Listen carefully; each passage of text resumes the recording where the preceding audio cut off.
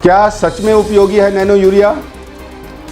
क्या आधा लीटर की बोतल में पैक किया गया 20 ग्राम नाइट्रोजन यूरिया के 50 किलोग्राम बैग की जगह ले सकता है? देश के प्रतिष्ठित कृषि वैज्ञानिक संशय में हैं। हेलो और नमस्कार। एग्रीकल्चर टुमारो पर शिशिर रंजन के साथ फूड फॉर एवरीवन कार्यक्रम में आपका स्वागत है। जैविक पॉलीमर का उपयोग करने वाले उत्पाद नैनो यूरिया को उर्वरक के रूप में उपयोग किए जाने वाली दानेदार यूरिया के विकल्प के रूप में देखा जा रहा है। वर्तमान में किसानों को यूरिया भारी सब्सिडी के साथ बेचा जा रहा है। भारत सरकार और इसके आविष्कारक का कहना है कि नैनो यूरिया भारत के आयात बिल को कम करेगा और फसल के उत्पादन में भी सुधार करेगा। इसे बिक्री के लिए मंजूरी भी दे दी गई है, लेकिन देश के प्रमुख कृषि वैज्ञानिकों को नैनो यूरिया पर अत्यंत संदेह है।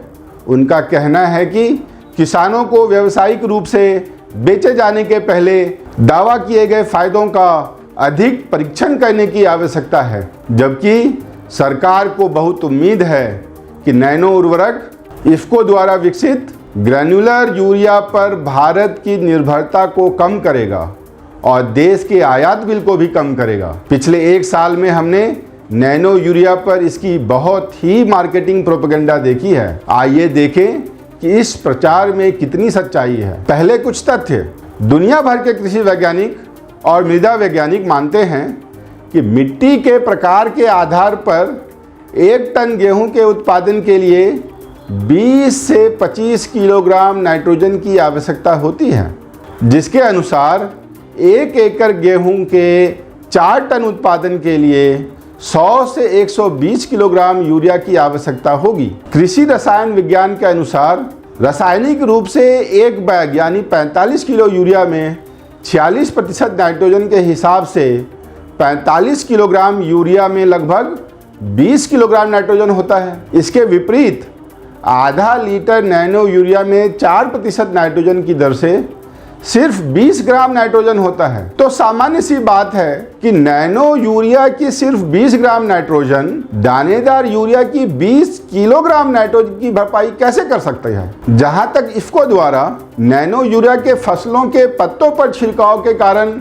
ज्यादा प्रभावशाली होने के दावों की बात है, तो दानेदार यूरिया भी पूरी तरह से पानी में घुलनशील होने के कारण सभी कृषि विश्वविद्यालय के वैज्ञानिक 2 से 3% पहले ही छिड़काव करने के लिए सिफारिश कर चुके हैं। यानी जो तथाकथित लाभ 230 रुपये दाम वाला आधा लीटर नैनो यूरिया के छिड़काव से मिलेगा, उसे किसान मात्र 10 से 12 रुपये के 2 किलोग्राम दानेदार यूरिया प्रति एकड़ में छिड़काव करके पहले ही ले रहे हैं।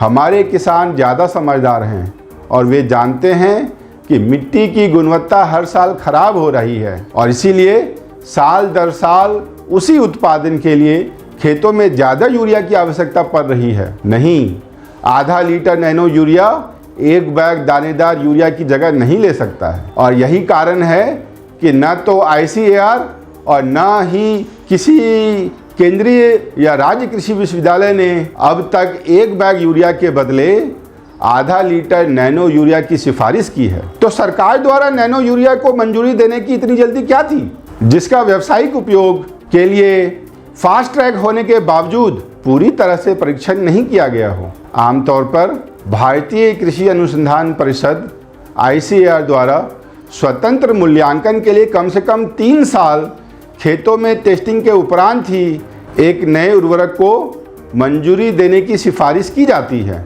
लेकिन नैनो यूरिया के मामले में इसे घटाकर 2 वर्ष कर दिया गया था और किसी वैज्ञानिक स्पष्ट नहीं है कि क्या यह उत्पाद यूरिया पर किसानों की निर्भरता को कम कर सकता है।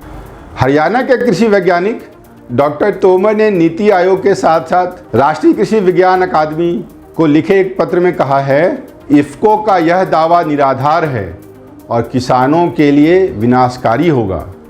मुझसे चर्चा में बहुत सारे वैज्ञानिक नैनो यूरिया पर अपनी आपत्ति जताए हैं। उनका मानना है कि नैनो यूरिया की बिक्री किसानों के भविष्य के साथ एक खिलवाड़ है। तो क्या उच्च यूरिया सब्सिडी बिल के कारण केंद्र सरकार ने ग्रेनुलेटेड यूरिया पर किसानों की निर्भरता को कम करने के लिए इफ़को के उत्पाद नैनो यूरिया को रामबाण के रूप में प्रचारित कर रही है। मैं इस फैसले को आप पर छोड़ता हूं। आज हमारे साथ शामिल होने के लिए शुक्रिया। लाइक और सब्सक्राइब जरूर करें। हम खेती में नवीनतम रुझानों और तकनीकों पर नई वीडियो के साथ जल्द ही वापस आएंगे। तब तक के लिए नमस्कार।